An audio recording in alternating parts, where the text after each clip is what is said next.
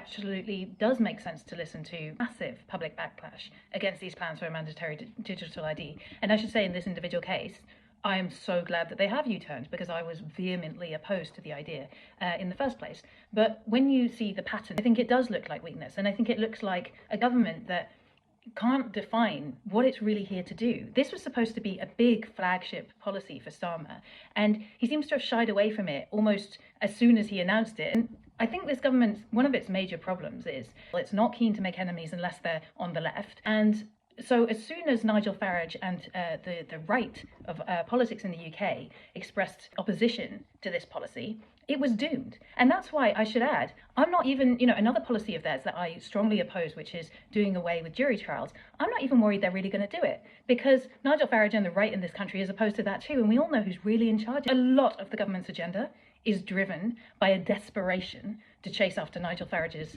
racist coattails.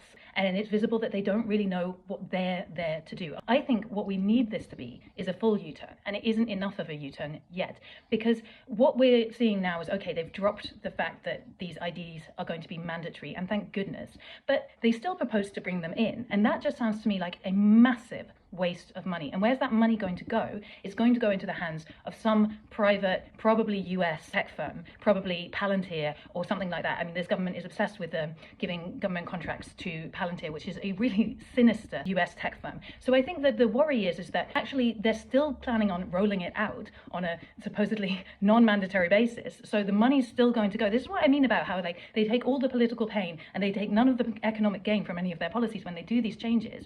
They should just simply scrap the entire idea. It is a bad idea.